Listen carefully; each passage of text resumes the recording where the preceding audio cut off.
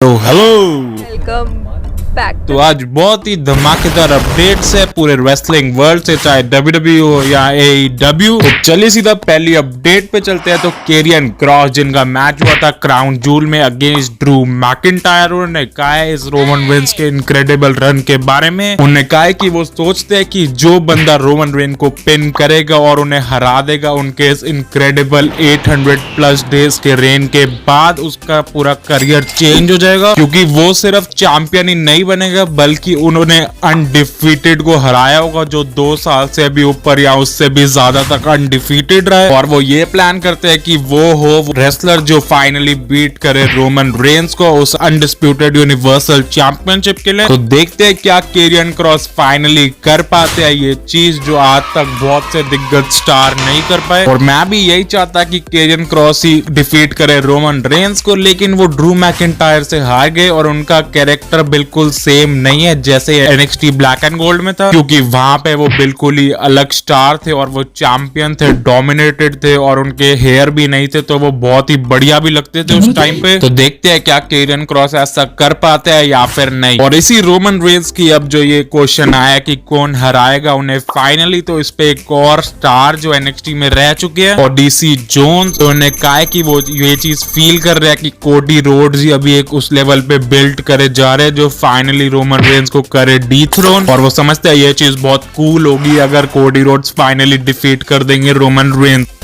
और will osprey आप सबको पता होगा जो एक फेमस NJPW स्टार है और वो AEW में अपीयर हो चुके हैं, जहां उन्होंने बहुत ही कमाल का मैच दिया था ऑरेंज कैसिडी के अगेंस्ट। तो उन्होंने रिसेंटली टोक्यो स्पोर्ट्स पे बताया है कि वो बहुत पसंद करेंगे कि अगर वो फ्यूचर में मैच लड़ सके against the current US champion Seth fricking Rollins. उन्होंने कहा है कि उन्होंने बहुत बारी सेथ फ्रिकन रॉलिंस का नेम मेंशन करा है, उन्हें फेस करना है क्योंकि उन्होंने कहा है कि सेथ रॉलिंस ने भी उन्हें अप्रोच करा है। इसके लिए देखते हैं क्या हमें फ्यूचर में हमें ये मैच कभी दिखता है या फिर नहीं। मेरे हिसाब से इसके चांसेस बहुत कम ही है जब तक WWE और AEW इकट्ठे ना आ जाए, क्योंकि सेथ फ्रिकन रॉलिंस AEW में तो नहीं जाएंगे मेरे हिसाब से फ्यूचर में भी। और विल ऑस्प्रे भी जैसे अभी NJPW या AEW में भी अपीयर होते हैं तो उनके चांसेस भी बहुत कम है अगर वो WWE में आ जाए एज अ रेसलर। और थोड़े दिन पहले आप सबको पता होगा नटालिया को जैसे एक टेबल से उनको पटका गया था जहां पे उनको हेड पे इंजरी हो गई, वो आप देख सकते हो। तो अभी Steve carrier of ringside news ने ट्विटर पे अपडेट दी है कि उनके पास एक इंजरी अपडेट है नटालिया के रिलेटेड। उनकी एक सर्जरी हुई है और उनकी नोज को अभी रीसेट होना है, चाहे उनकी कोई भी बोन्स ब्रेक नहीं हुई है पर फिर भी वो आउट ऑफ एक्शन हो सकती है 3 से 4 महीनों के लिए। तो देखते हैं कब करती है नटालिया अपना फाइनली वापस से इन रिंग रिटर्न, और होप करते हैं उनको ज्यादा सीरियस इंजरी ना हुई हो। और जैसे इस मंडे नाइट रॉ पे फिर से रिलीज WWE स्टार ने वापस से कर लिया अपना रिटर्न मिया यिम ने, और वो आई थी दी OC के साथ जब उन्होंने अटैक करा था रिया रिप्ली पे, क्योंकि रिया रिप्ली हम जानते हैं बहुत एडवांटेज है उनके पूरे जजमेंट डे के लिए, क्योंकि वो एक वुमेन है और वो अटैक करती है सारे मेन को, जिससे जजमेंट डे मैचेस भी बहुत इजीली जीत जाती है। और अब मिया यिम आ गई उन्हें अटैक करने, तो इस पे रिएक्शन आया रिया रिप्ली का भी। उन्होंने लिखा है स्नीकी,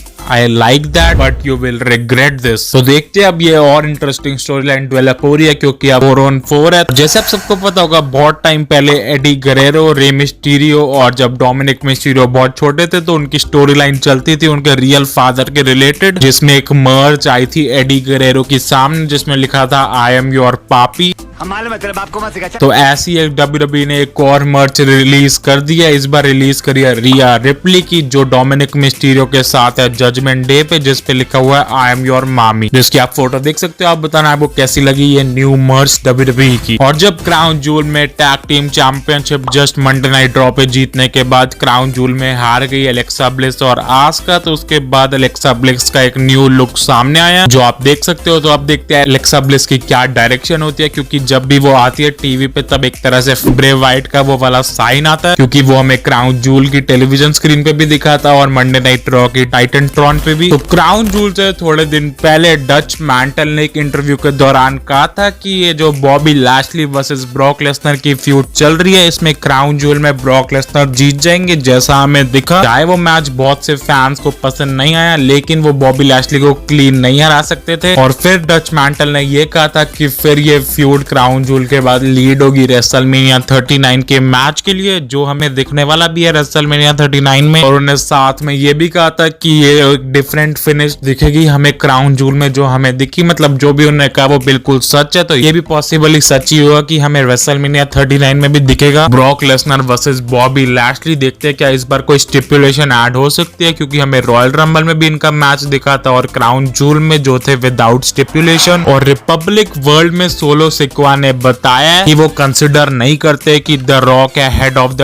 टेबल। उन्होंने कहा है कि वो यहाँ पे अपीयर भी नहीं होते WWE में, मतलब तो उनको ये एक्चुअली पता नहीं वो आखिर किस टेबल की बात कर रहे हैं। और सोलो सिक्वा के हिसाब से Roman Reigns he real head of the table. पर उन्होंने कहा है कि जैसे टाइम बीतता रहेगा तो हमें एक डाउन द रोड, मतलब फ्यूचर में हमें कुछ इंटरेस्टिंग जरूर दिखने वाला है। तो आप बताना, आप रोमन रेंज को कंसिडर करते हो as head of the table या the people's champ the rock को? और लैंस अनोआ जो समोन फैमिली से बिलोंग करते हैं, उन्होंने भी एक प्रेडिक्शन करी है द रॉक और रोमन रेंज के मैच के रिलेटेड। उन्होंने कहा है कि चाहे ये फ्यूचर में मैच आए या ना आए, वो WWE को पता है उनसे ज्यादा, लेकिन अगर ये होता है तो उनके हिसाब से रोमन रेंज डिफीट कर देंगे द रॉक को। देखते हैं क्या हमें ऐसा ही देखते हैं रेसलमेनिया 39 में, जिसके सबसे ज्यादा चांसेस है। तो आज के लिए बस इतना ही, बाय बाय।